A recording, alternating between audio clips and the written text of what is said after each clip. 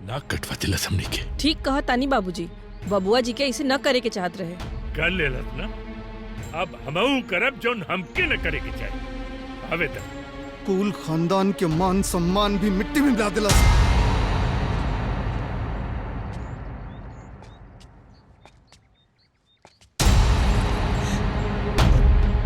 हे भगवान,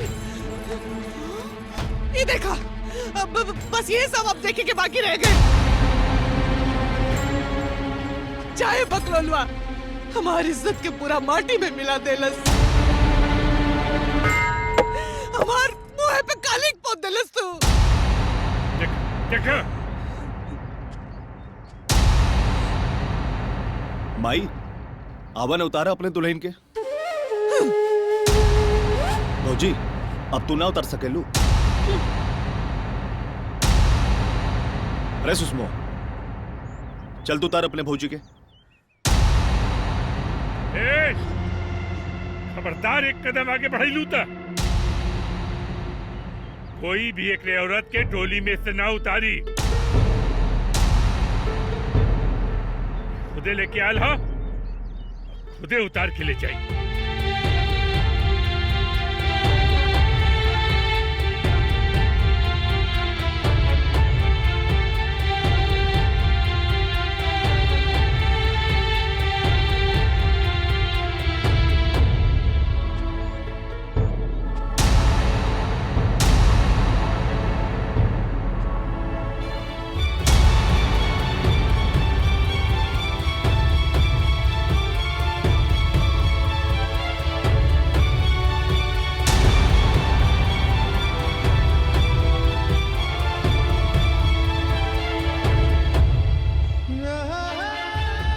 पगला गिल बोल रे।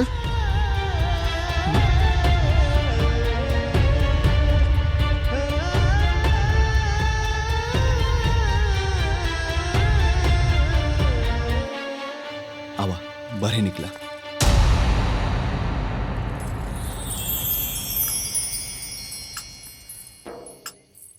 एक मिनट, हाय टीका लगाना।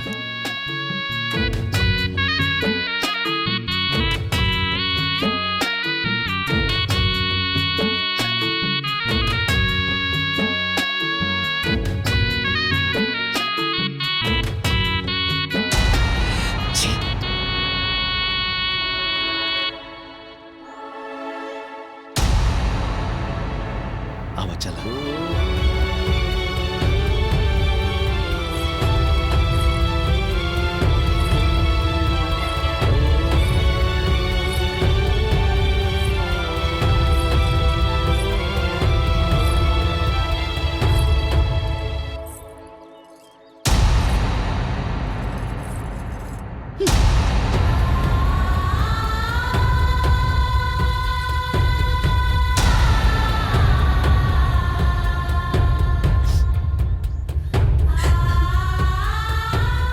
चला हवा, हम बानी नो।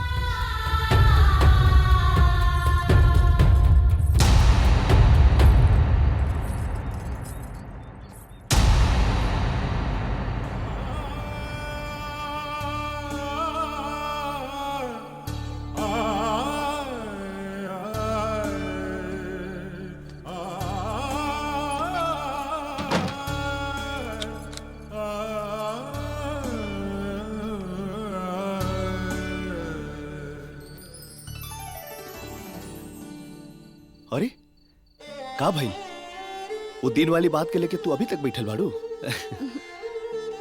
देखा तू सोचा जिन, हमार माई, बाबूजी, भैया भाभी, सुषमा सबके हो अच्छा बाटे। बाकी थोड़ा नाराज बड़े लोग, और जब वो लोग के गुस्सा शांत हो जाए ना तो सब ठीक हो जाए। बाकी तारा के भी अपने के संभाले की पड़ी। कोनो बात ना, हम सब संभाल ले। अब हमरा के तारा पे भरोसा बा। बाकी और के समस्या बा। समस्या बा? कैसन समस्या जी? वो लोग तनी पुराने ख्याल के बाड़े और कुरीति के माने वाले बाड़े, तो ये भी हो सकला कि तारा के अपनाव से कतरही हैं। बाकी तू प्यार से पेश आबू तो सब ठीक हो जाई।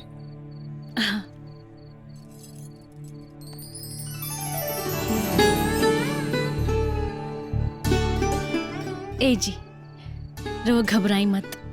हम कहानी है ना कि सब ठीक हो जाई तो सब ठीक हो जाई। हम सब संभाल ले हम।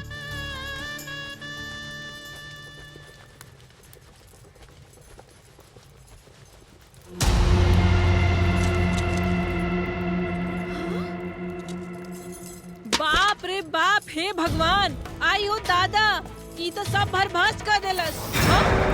ई चौका में आग लग। रुक जा, अभी माँ जी के बुला के आवतानी। हाँ रुका। अम्मा जी, अम्मा जी। अरे दीदी। अम्मा जी चली उठी। कहाँ? उठी, घर में चल के देखी का होता। अरे का भाई? अरे अम्मा जी अब का बताई कि का भाई। हाँ राउर सब धर्म खत्म हो गई, कुल सत्यानाश हो गई। हम तनी नहाए का चल गईली तो उ जाके चौका में सब छूछा देलस। छूछा देलस? हे भगवान, अब का हुई जी? अरे होई का हैं? अब ओकर छुअल छिड़कल खा जा। मना करत रही क्योंकि घर के जोड़ी में मत घुसे था, पर जाए देलू ना, अब होगा। चल हाँ बताओ। चली अम्मा आप जी। तो लगा तो भोजनवो न मिली। सुबेरे सोई तरबानी जा। ई का कर देलू तू? हैं? का भैला अम्मा जी, खाना ही तो बनाओ तानी। तोहरा के ई घर में घुसा के रखनी हा त एकर मतलब ई ना कि तू हमार कपारे पे चढ़ जाइबू। के कहलस तरह के खाना बनावे खातिर? अरे अम्मा जी, खाना बनाओ में पूछे के का जरूरत बा? एमे कौन गुनाह कर देनी? का गुनाह हो गई? अरे तू विधवा बाड़ू, विधवा। ई तहार सबसे बड़ा गुनाह बा। अरे तेरा हाथ से खाना खाई ना तो नर्क में जगह मिली हमनी के, नर्क में। बाहर निकल।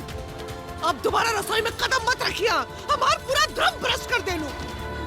का माई ये सब का बड़बड़ात बाड़ू? काहे खाना ना बना सकेली और रसोई में काहे ना जा सकेली? काहे की विधवा बाड़ी, विधवा।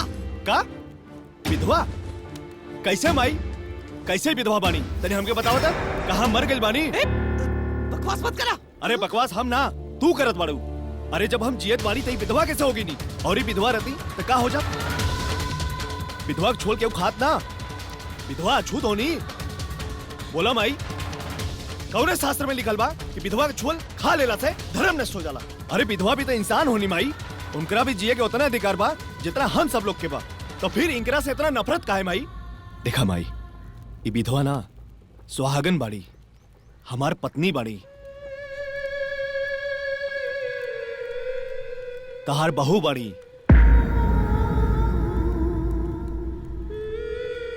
इनका भी एक घर में रहेगा उतने अधिकार बा जितना हम सबके बा। हम तारा सामने हाथ जोड़ो तनी माई, इनकरा भी सम्मान से घर में रहे दी।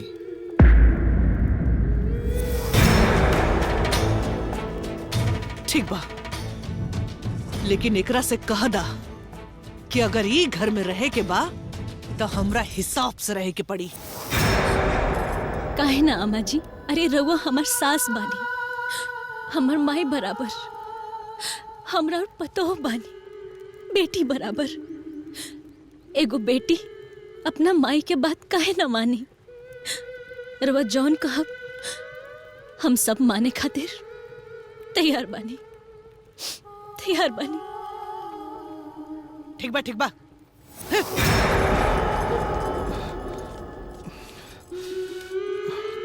चली भौजी।